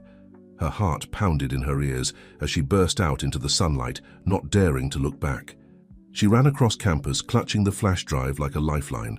She needed to find Raphael and Mateus, needed to get this information somewhere safe. As she rounded a corner, she nearly collided with Leonardo Montero. Laura? What's wrong? You look like you've seen a ghost, Leonardo exclaimed, steadying her. Between gasps for air, Laura explained what had happened. Leonardo's face grew grave as he listened. Oh, we need to get you somewhere safe, he said, guiding her towards his car. I have a place where we can review this information without prying eyes. As they drove away from campus, Laura's phone exploded with messages from Raphael and Mateus, worried about her whereabouts. She quickly texted back, assuring them she was safe and with Leonardo. They arrived at a nondescript office building on the outskirts of town. Leonardo ushered her inside and into a secure room filled with computers and surveillance equipment. My private investigation room, he explained, noticing Laura's surprise. I've been conducting my own research into the Meridian Group. I had a feeling they were connected to the investors I walked away from years ago. As they began to comb through the files on the flash drive, the true scope of the conspiracy began to unfold before them. It was a web of corruption, bribery, and unethical practices that spanned continents and implicated some of the most powerful people in the business world. This is overwhelming, Laura said, her voice shaky. What do we do with all this? Leonardo's eyes were steely with resolve. We bring it to light, all of it, no matter the cost. Just then, Laura's phone rang. It was Raphael, his voice frantic. Laura, where are you? Something's happened. Men came to the campus. They were looking for you, Mateus. They took Mateus. Laura felt the blood drain from her face. What? Raphael, are you safe? I'm with my uncle Leandro. We're hiding. Laura, these people, they're serious. Whatever you found, it's big enough to scare them into action. Leonardo, having overheard the conversation, was already moving. We need to go, now. It's not safe here. As they rushed back to the car, Laura's mind was a whirlwind of fear and determination. Mateus was in danger. Raphael was in hiding. And somewhere out there, powerful forces were mobilizing against them. But they had the truth on their side now. Irrefutable evidence of a corruption so vast, it could shake the foundations of the business world. As Leonardo sped through the darkening streets, Laura made a silent vow. They would expose the truth, no matter the cost. They would bring light to the shadows that had for too long corrupted the world of business ethics. The storm had broken, and Laura Alvarez found herself at its center. But she was no longer afraid. She was ready to fight, ready to stand up for what was right. Little did she know the greatest challenges and the most unexpected allies were yet to come. For in the world of high-stakes business and power, nothing is ever as it seems, and the line between friend and foe can blur in an instant. The endgame was approaching, and Laura was determined to see it through to the very end. The night air was thick with tension, as Leonardo's car sped through the streets of Berkeley. Laura sat in the passenger seat, her mind racing, the flash drive clutched tightly in her hand. The weight of its contents felt almost physical, a burden of truth that threatened to crush her. "We need a plan," Leonardo said, breaking the tense silence. "We can't just rush in blindly. These people, they're dangerous and well-connected." Laura nodded, forcing herself to think rationally despite the fear gripping her heart. "You're right, but we need to find Mateus first, and make sure Raphael and Leandro are safe." As if on cue, Laura's phone buzzed with a message from Raphael. "Safe house, 1742 Elm Street. Come quickly." Leonardo's eyebrows shot up as he read the address. "I know that place. It's one of Leandro's research facilities. Smart move." They arrived at an unassuming building on a quiet street. As they approached the door, it swung open, revealing a visibly shaken Raphael. He pulled Laura into a tight embrace before ushering them inside. The interior of the building was a stark contrast to its mundane exterior. Banks of computers lined the walls, and in the center of the room stood a large holographic display, currently showing a complex web of connections and data points. Leandro emerged from a side room, his face grim. "Glad you made it. We've got a situation on our hands." Over the next hour, they pieced together the events of the day. Mateus had been taken by men claiming to be federal agents, but Leandro's contacts in law enforcement had no record of any official operation. The Meridian Group's name kept surfacing, always on the periphery, but never directly implicated. "It's like they're ghosts," Raphael said frustratedly, gesturing at the holographic display. "Every time we think we've got a solid lead, it just evaporates." Laura stepped forward, holding up the flash drive. "Maybe this can help.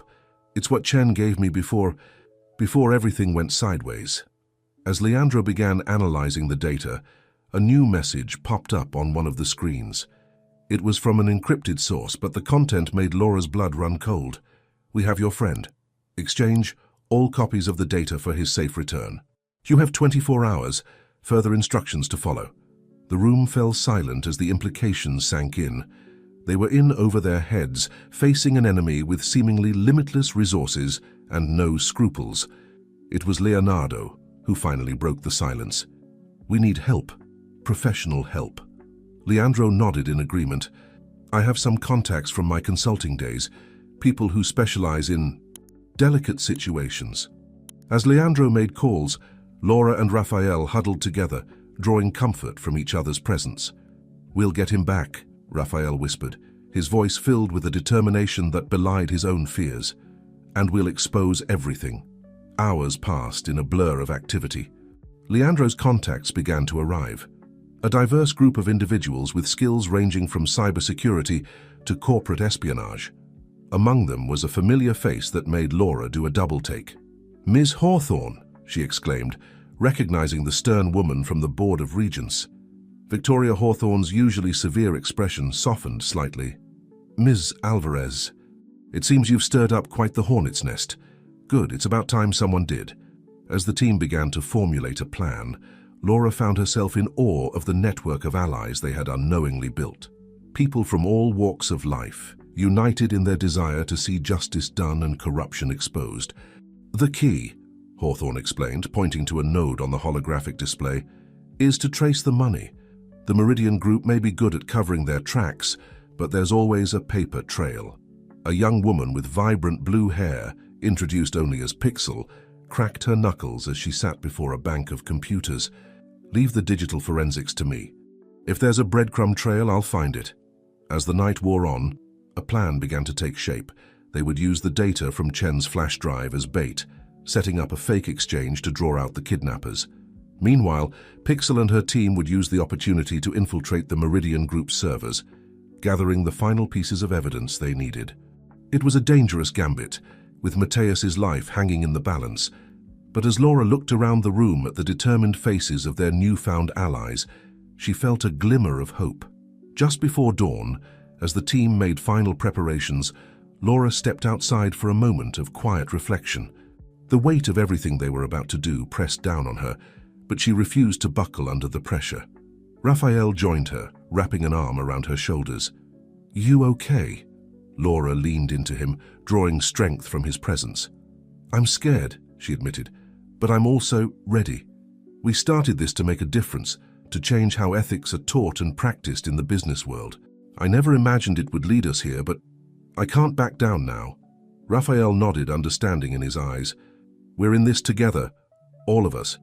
And no matter what happens, what you've done, what we've done, it matters. We've already changed things, Laura. People are talking, questioning, demanding better." As the first rays of sunlight began to peek over the horizon, Laura squared her shoulders. The day ahead would be one of the most challenging of her life, filled with danger and uncertainty. But she was no longer just a student or an idealist. She was a leader, standing at the forefront of a movement that had the potential to reshape the very foundations of business ethics. With Raphael by her side and a team of unlikely allies at their back, Laura stepped back into the safe house, ready to face whatever challenges lay ahead. The final act was about to begin, and she was determined to see it through to the end. Little did they know, as they made their final preparations, that the true test of their resolve, and the most unexpected twist in their journey, was yet to come. The abandoned warehouse loomed before them, its dilapidated exterior a stark contrast to the high-stakes drama about to unfold within. Laura stood at the entrance, her heart pounding, the weight of a duplicate flash drive heavy in her pocket. Raphael and Leonardo flanked her, their faces masks of determination. "Remember the plan," Leonardo said softly. "We're just here to make the exchange. The real work is happening behind the scenes." Laura nodded, thinking of Pixel and her team, who at that very moment were launching a coordinated cyber attack on the Meridian Group's servers. If all went according to plan, by the time this meeting was over, they would have all the evidence they needed to bring down the entire corrupt network. As they stepped into the cavernous space, a figure emerged from the shadows. Laura's breath caught in her throat as she recognized Ethan Blackwood, the man who had approached her on campus with veiled threats. "Ms. Alvarez," Blackwood's smooth voice echoed in the empty space. "I must admit I underestimated you. You've led us on quite the merry chase." Laura steeled herself, her voice steady as she replied, "Where's Mateus? We won't do anything until we see he's safe."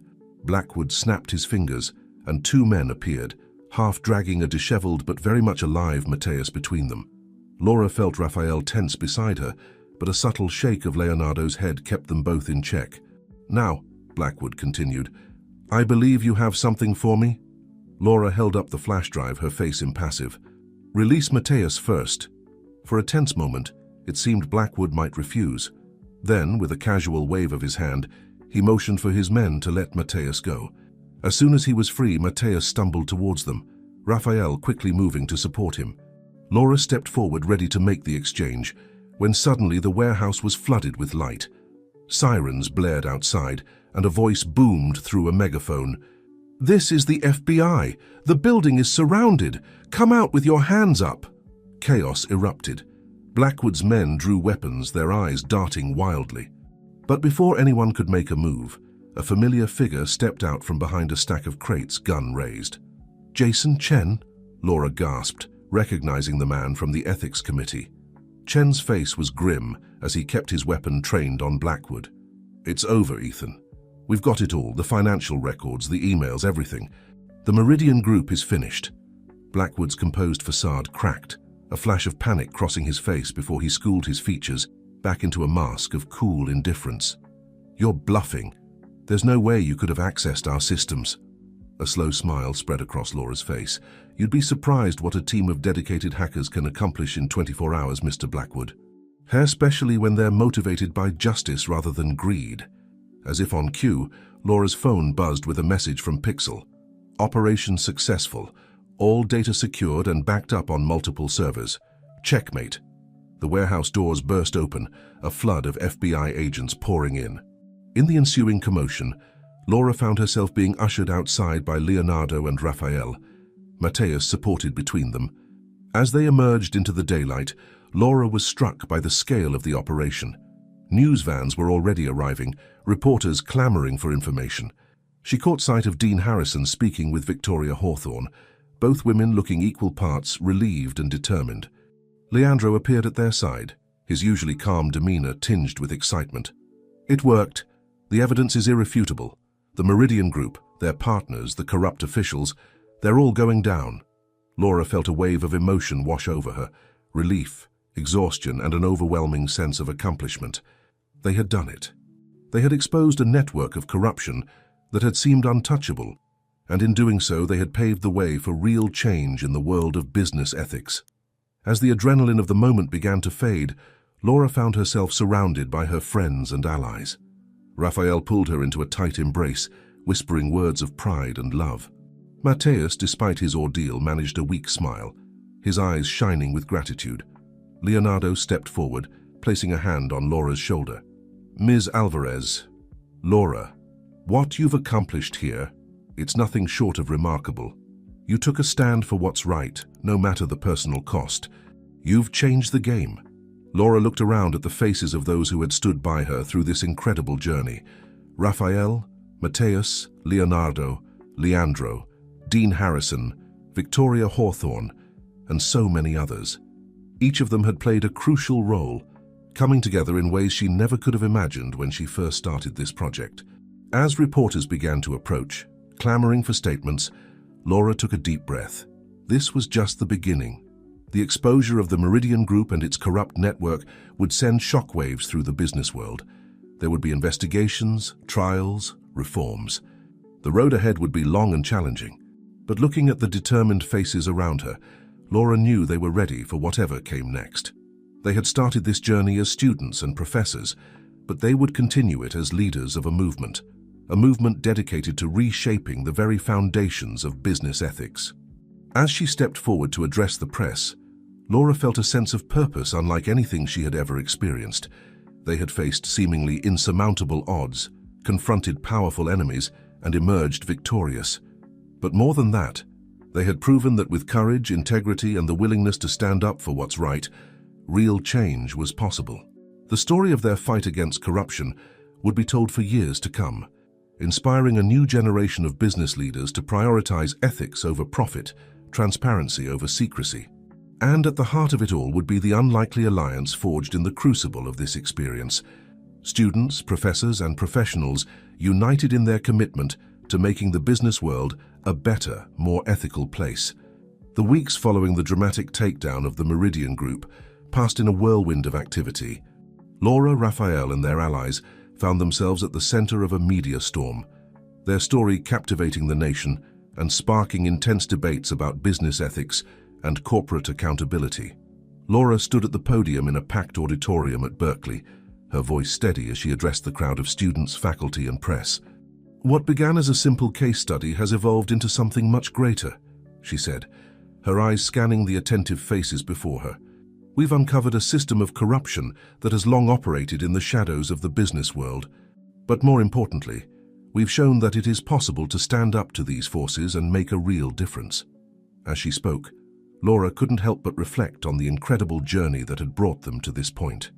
The challenges they had faced, the risks they had taken, and the unbreakable bonds they had formed along the way. In the front row, Raphael and Mateus sat side by side, their faces beaming with pride. Behind them, Leonardo and Leandro Montero nodded approvingly, the brothers united in their support for the cause that had initially divided them.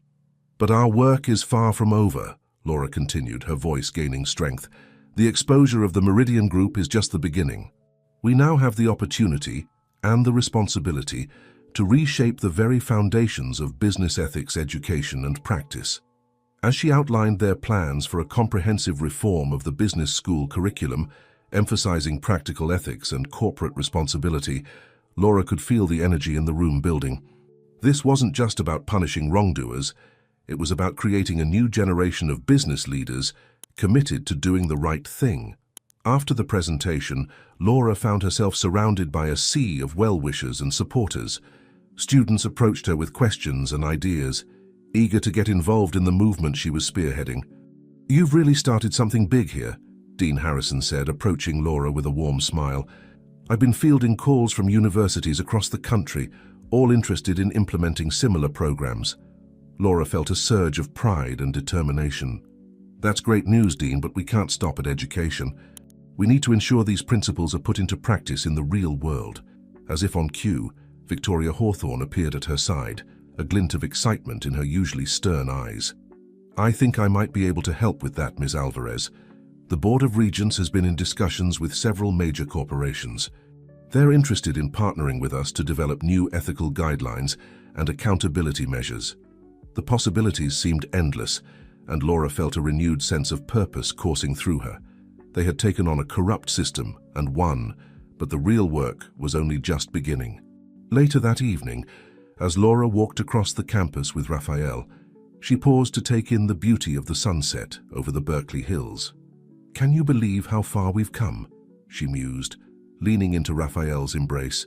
He chuckled softly, planting a kiss on her forehead. "I always knew you were destined for great things, Laura, but I don't think even I could have predicted all this." As they stood there enjoying a moment of peace amidst the whirlwind their lives had become, Laura's phone buzzed with a message. It was from Jason Chen, the undercover agent who had played such a crucial role in bringing down the Meridian Group. "Turn on the news," the message read. "Something big is happening." Exchanging curious glances, Laura and Raphael hurried to the nearest student lounge, where a group had already gathered around the television. The breaking news banner flashed across the screen, and Laura felt her breath catch as she read the headline, "Global Business Ethics Summit announced. World leaders and corporate giants to convene in response to Meridian Group scandal." As the news anchor detailed the unprecedented gathering of business and political leaders, all committed to addressing the systemic issues exposed by their investigation, Laura felt a wave of emotion wash over her. This was bigger than anything they could have imagined when they started their journey. Raphael squeezed her hand, his voice filled with awe. "You did it, Laura. You've changed the world." But Laura shook her head, her eyes shining with determination and humility. "We did it, Raphael. All of us. And this is just the beginning." As they stood there, surrounded by excited chatter and the glow of the television screen, Laura knew that the ripples of change they had set in motion would continue to spread, touching lives and transforming industries in ways they had yet to imagine. The path ahead was uncertain, filled with new challenges and obstacles to overcome. But with their unwavering commitment to ethics and justice and the strength of the alliance they had forged, Laura felt ready to face whatever the future might hold. The revolution in business ethics had begun, and they were at the forefront, ready to lead the charge into a more transparent, accountable, and ethical future. The sun rose over San Francisco Bay, painting the sky in hues of pink and gold. Laura stood at the window of her new office, taking in the breathtaking view. It had been a year since the Meridian Group scandal broke, and the world of business had been irrevocably changed. The door opened and Raphael entered, carrying 2 cups of coffee. "Ready for the big day?" he asked, handing her a steaming mug. Laura took a sip, savoring the rich aroma. "As ready as I'll ever be. I still can't believe we're really doing this." They were in the headquarters of the newly established Global Business Ethics Institute, an organization born from the ashes of the Meridian scandal. Laura, as its youngest ever executive director, was about to lead her first board meeting. As they made their way to the conference room, Laura reflected on the whirlwind of events that had led to this moment.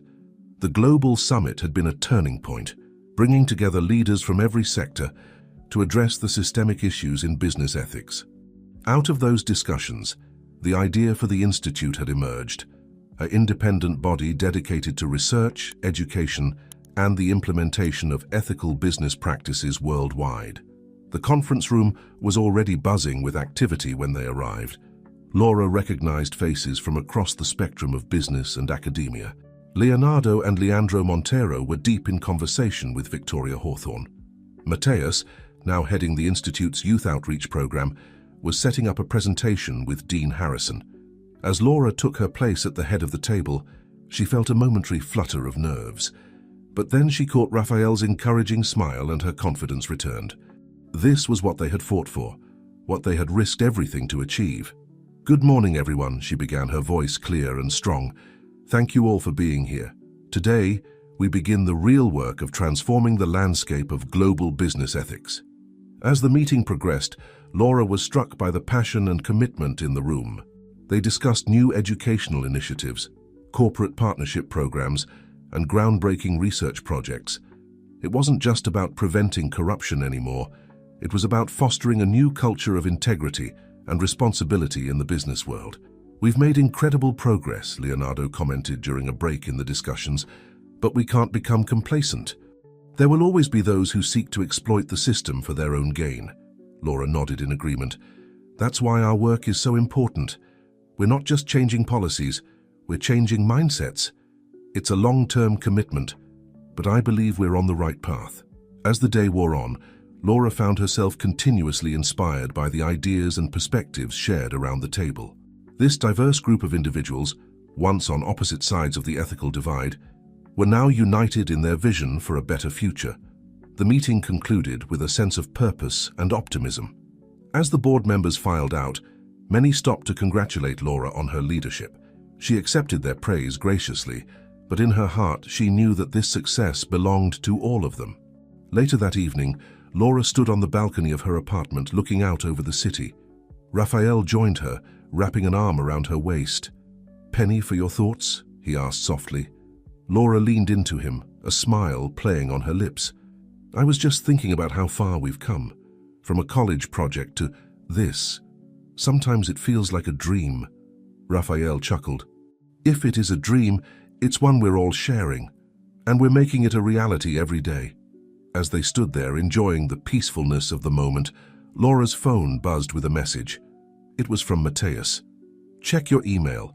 You're going to want to see this." Curious, Laura pulled up her inbox to find a message from one of the Institute's international partners. As she read its contents, her eyes widened in disbelief.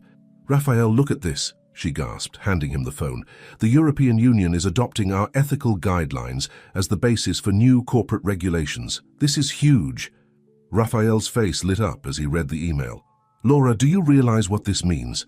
The work we're doing, it's changing laws, shaping policies on a global scale." The magnitude of their achievement washed over Laura. What had started as a simple case study in a Berkeley classroom had grown into a movement that was reshaping the very foundations of global business. As they celebrated this latest victory, Laura felt a renewed sense of purpose and determination.